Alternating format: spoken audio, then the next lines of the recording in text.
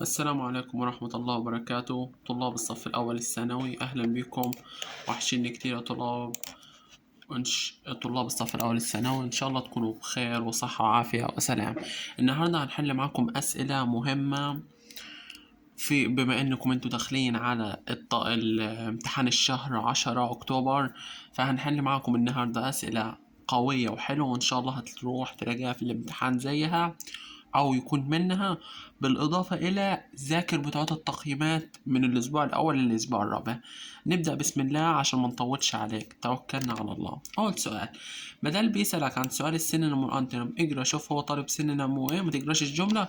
هو قال لك معنى كلمة هارموني تناغم، طبعا دي معناها صراع فغلط، خاتمة غلط، انتشار أو انفصال فغلط، فأنا هاخد دي بمعنى ترابط، و agreement برضه بمعنى ترابط أو بمعنى اتفاق. تمام. السؤال اللي بعده مش تبعنا لسه، عشان دي المراجعة احنا حاطينها قوية شوية. بيقولك ايه the antonym، العكس، عكس كلمة knowledge معرفة، عكسها الحكمة غلط، عكسها التعلم غلط، ده معناها حقيقة غلط. يبقى أنا عندك كلمة ignore اللي هي معنى جهل، أو الكلمة دي بمعنى الأمية. تمام. تمام. اللي بعده بيقول لك the antonym نقط، عكس كلمة beginning بمعنى يبدأ، عكسها finish ينتهي، صح. end ينتهي، مش عكسها يستثمر ولا يطلق ولا يبدأ، ده معناها. تمام. آخر واحدة بيقول لك the synonym، عايز معنى كلمة slip اللي هي معنى ينزل أو يتدرج، فاحنا هناخده كود north بمعنى ينزل، مش get better بمعنى يتحسن، يهرب، ينجح، يسقط أو ينزل. تمام. ندخل على اللي بعده. بيقولك أنت بتفعل شيء عشان تحققه معا مع الناس الآخرين، وقالك تساعد عشان توصل لنجاح.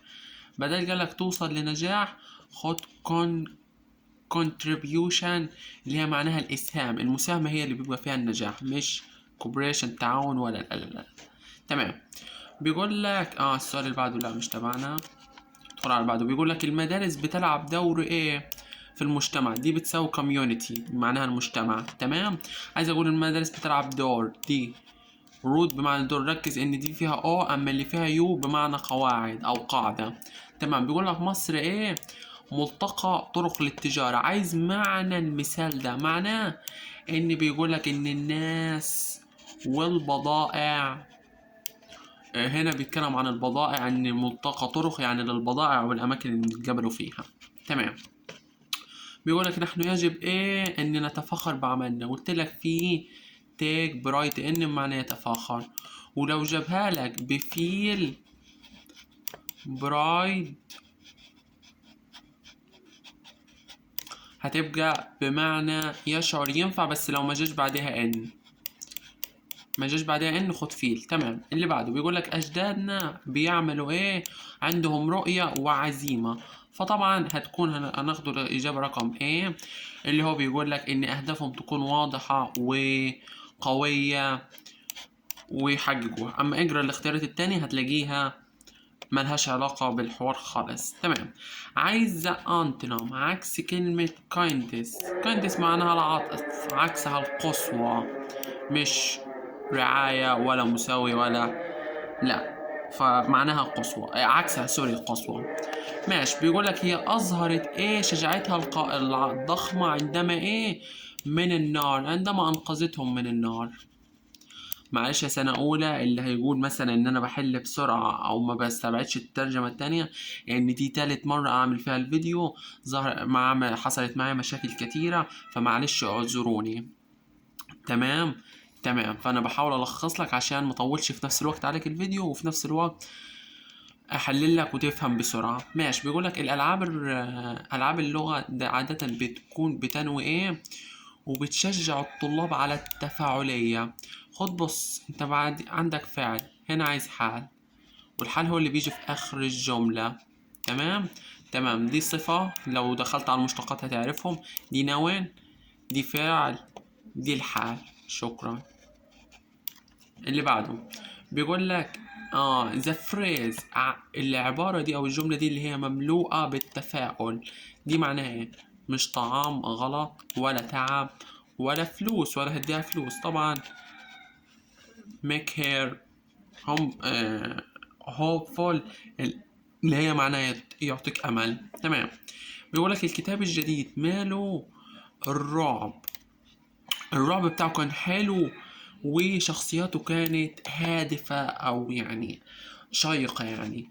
طبعا أنا عايز أقول ريسيستينابل اللي هو الكتاب ده لا يقاوم من جماله وروعة شخصياته. تمام. اللي بعده بيقول لك sudden يعني فجأة حصل موقف خطير اللي احنا بنحتاج ايه، بنحتاج يعني موقف رد فعل سريع. طبعا بدل قلت لك في موقف خطير ورد فعل سريع قلتها لك لما شرحناها emergency اللي هي معناها حالة الطوارئ، دي الحالة السريعة. او لو اتكلم عن سيارة الاسعاف برضه خد الامرجنسي. اوكي. اللي بعده مش تبعنا، انا بحل على اللي هو يونت 1 و 2. بيقول لك ذا سينونيم عكس ذا انتونيم عكس كلمة اتاكت، دي معناها يهاجم، عكسها يدافع، فهي دي اللي معنى يدافع. الاتنين دول معنى او بي معنى يدمر ودي معنى يساعد. تمام. اللي بعده بيقول لك ايه، بيقول لك العمل في البيت ده خلاني ازيد الوحدة. عندك حال صح، ده سؤال المشتقات، عايز صفة، اي واحدة فيهم صفة اللي اخرها اي دي لما ادخل في فيديو المشتقات هتعرف. ماشي. بيقول لك ايه، بيقول لك أنا ارتكبت خطأ كبير عندما أشارك أي معلومات بدون ما أتحقق فيها. يعني أنا نزلت معلومات على الفاضي من غير ما أتحقق فيها. النوم لا، الجري لا، الأكل لا. مش تبعنا هنا بيقول لك إيه، بيقول لك عشان بتبحث لمدة طويلة وبتفتح عينك واسع وخصوصا عندما تفاجأ أو تخاف أو تفكر. طبعا قلت لك بدل فتحت عينك دي في كلمات يونت 2 خد الفعل ستير وبيجي بعديه حرف الجر آت يعني معناه يحدق. اوكي. بيقول لك ذا فاير فايتر الرجال الاطفاء دول عملوا ايه بسرعة، الناس باع من الحادثة من السيارة بعد الحادثة طبعا انقذوهم. تمام. زي بتاعت البت اللي أظهرت شجاعتها برضه أنقذوهم، ودي في كلمات الوحدة 2. تعال ندخل على الجرامر. بيقول لك if rains tomorrow نقط. ماشي. هنا عندك وي مش هينفع اخد معاها، دي غلط. ماضي مش هينفع. عندك هنا مضارع بسيط، هنا هاخد حالة أولى. في ناس تاني هتقول لي يا مستر ليه ما خدتش الأولى حالة صفرية، هقول لك لما نحدده توقيت خد حالة أولى وأنا شرحت لك، ادخل وهتشوفها بنفسك. اف نقط عندك will والمصدر خلاص يبقى الماضي غلط. هنا المضارع البسيط مع شي ما بياخدش will غلط يبقى studies عشان شي. بيقول لك لو ما سرعتش طبعا مش هتلحق الأتوبيس، طبعا انت عندك هنا هاخد will miss، مش هتلحق يبقى اف مضارع بسيط منفي will والمصدر حالة أولى. تمام. غلط غلط. تمام. عندك اف في النص جه بعدها مضارع بسيط قبليها عايز ايه، عايز طبعا will والمصدر في حالة السؤال وشرحناها. بيقول لك اف نقط ايه would apologize دي حالة تانية عشان لقيت فيه would يبقى هاخد where. هتقول يا مستر استنى ايه اللي انت بتقوله ده، انا عندي الفعل I اخد معاه where. ايوه في حالة اف التانية مع verb to be اخد where في كل الضمائر حتى لو مع I او she او he. تمام. she هي تبدو زعلانة if نقط لو ما راحتش البارتي طبعا مش هاخد will. هنا مضارع مش هينفع، مستقبل مش هينفع اخد مع ماضي، ماضي غلط يبقى مفيش غير don't مضارع بسيط. تمام. if I had ده ماضي بسيط يبقى انا عايز would والمصدر. شكرا. او could والمصدر لو جابها لك. عندك students الطلاب بيلبسوا أزياء في المدرسة طبعا ده بدل بدأ ده قوانين عامة وبدأ بجمع خد must. بيقول لك يو نقط ما تدخنش نقط اتس اجينست ذا لو. قلت لك لما تشوف التعبير ده خد ماسن، منع او تحريم. تمام. بيقول لك يو نقط تك خد الامبريلا ربما تمطر. هنا انا بنصحك، يجب عليك او ينبغي عليك، انا بنصحك انك خدها. تمام. اللي بعده بيقول لك يو نقط ايت فود، بتاكل ايه؟ انه غير صحي. بدل غير صحي يبقى دي نصيحة، بقول لك انت لا يجب عليك، يبقى shouldn't. انت لا يجب عليك انك تاكل الاكل السريع كل يوم. بيقولك الاطفال ايه ما تلعبش بالقرب من الاماكن المشغولة يعني. طبعا انا هاخد هنا ماسن، عشان هنا انا هاخد ماسن. تمام، علشان هنا الفاعل جمع. تمام. اللي بعده بيقولك هي ايه هو ايه نوم كتير هو يشعر بالتعب. طبعا انا عايز اقول هو المفروض ينام، يبقى must، he must، مش نافي ولا would ولا. تمام. تمام. اللي بعده بيقول لك هو ايه اتأخر على المقابلة انها مهمة. بدل قلت لك انها مهمة يبقى هاخد يشون. طبعا هاخد shouldn't عشان المفروض ما يتأخرش، المفروض ما يتأخرش، فنصيحة بتاع. ماشي. بيقول لك يو ايه نقاط اجنون. بيقول لك انت ايه تتجاهل واجبك. طبعا انا عايز انصحك، بقول لك ما تتجاهلش، ما تتجاهلش، يبقى دي طبعا نصيحة، يبقى shouldn't. شي نقط عندك ايه yesterday ده ماضي، يبقى خد ماضي بسيط بس. عندك برضه last night، برضه خد ماضي بسيط. عندك this morning، برضه خد ماضي بسيط، يبقى was. عندك when، جه بعدها ماضي بسيط اللي هو full، قبليها ممكن ماضي بسيط او ماضي ماضي مستمر. طبعا انا هاخد ماضي بسيط اللي عندي في الاختيارات. عندك last Saturday، قلت لك اي last ويجي بعدها مدة ماضي بسيط، يبقى on. بيقول لك هي ايه غسلت اسنانها قبل ما تنام. طبعا الحدث القديم اللي هو الماضي البسيط بيعبر عن حدث او حدث عملته، يعني انا غسلت اسناني قبل ما انام. تمام. عندك when، جه بعديها بدأت، جه بعديها الماضي البسيط، قبليها قلت لك عايز المستمر، والمستمر هيبقى was playing. تمام. عندك الجملة اللي تحتها بيقول لك at PM last night.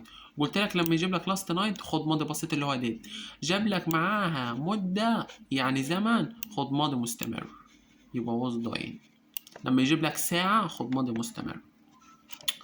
عندك بعدين when، جاب لك went out خرجنا، عايز قبلها ماضي مستمر، يبقى was watching.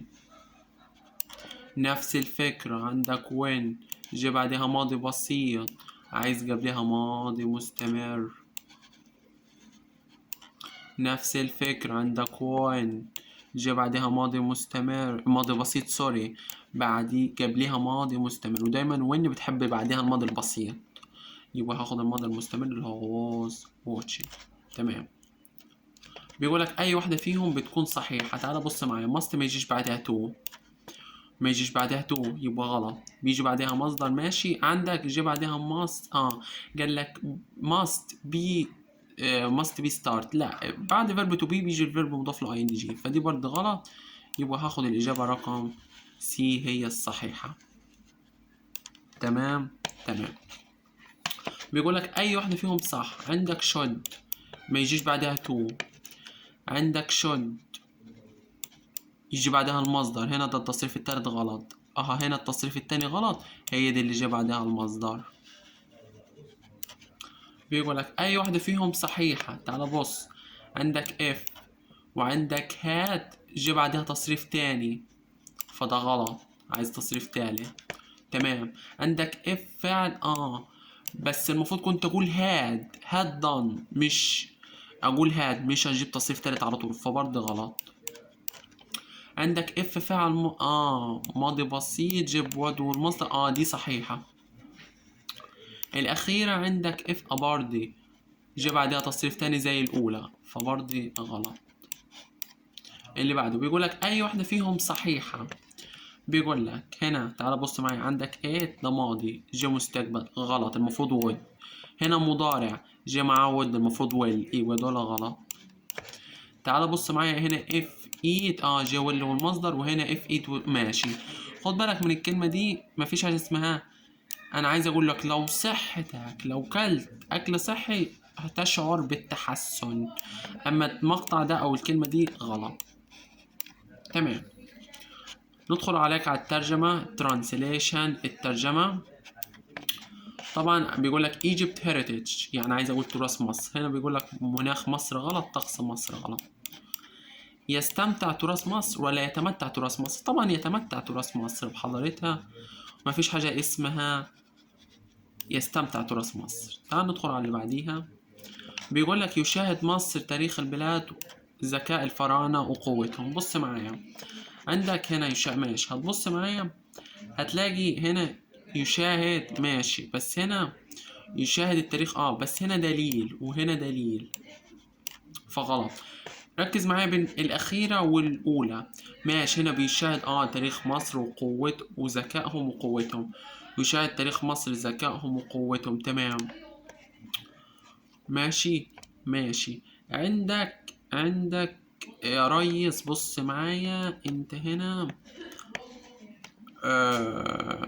عندك هنا ماشي، هنا بيقولوا قوتهم طبعا بار، يبقى الإجابة هتكون رقم دي. هنا الحضارة غلط عشان هنا تأثيرهم، أنا عايز انفلونسي اللي هي معناها تأثيرهم، فأنا هاخد الإجابة رقم دي. تمام، عشان بالاستبعاد أنا حلتها لك. تمام. قوتهم اللي هي powerful and photos. تمام. اللي بعديها بيقول لك المدارس بتلعب دور في مواجهة، ماشي، في مواجهة التعليم. بص أول حاجة بيقول لك المدارس، هنا قال لك التكنولوجيا غلط. هنا بيقول لك والمعرفة الرقمية، خد بالك هنا قال لك الجهل أو الأمية، فبرضه غلط. هنا قال لك ماشي، بس قال بعد تو ما يجيش الفيرب مضاف له ING، فبرضه غلط. يبقى هاخد الاختيار الصح رقم دي، ولما تراجعها انت في البيت وبتركيز هتستبعدها صح. اخر حاجة هندخل معاكم فيها اللي هي القصة. اول سؤال بيقول لك ايه اللي عمله سانتياغو من اجل هنا الكرامة، عشان يظهر كرامته لمواجهة الفشل. اللي عمله سانتياغو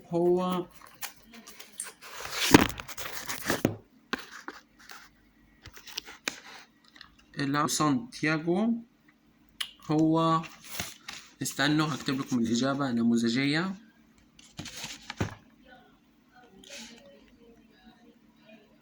طبعا أول سؤال هنقوله he walks proudly، يعني هو بيمشي بفخر with his fishing عشان يصطاد gear on his shoulder اللي هو على أكتافه and straight back ويمشي بخط مستقيم على ظهره مستقيم. هو مشى بفخر عشان يحصل على سمك و على أكتافه. السؤال التاني بيقول لك لماذا رقم 58 ده كان مهم لساندياكو؟ هنقوله because believe the 85 day would be his lucky day to catch a big fish. ليه؟ لأنه اعتقد إن رقم 85 ده كان يوم محظوظ عشان ألحق بسمكة. تمام. ممكن أسيب لكم إجاباتهم في وصف الفيديو عشان أنا الصراحة ما كتبتهم لكمش، فهسيبهم لكم في وصف الفيديو. تمام. معلش سامحوني علشان لو جاوبت الإجابات بسرعة أو كده، عشان دي تالت أو رابع مرة أعمل فيها الفيديو وحصلت معايا مشاكل كتيرة، فما تبخلش عننا باللايك والاشتراك، وما تنساش الاشتراك في القناة وتفعيل زر الجرس عشان يصلك كل فيديوهاتنا القادمة بإذن الله. وذاكر دول مع التقييمات، ومن الامتحان بتاعك هيبقى في إيدك قبل ما تدخل اللجنة بتاعتك بإذن الله. بالتوفيق يا سنة أولى. سلام.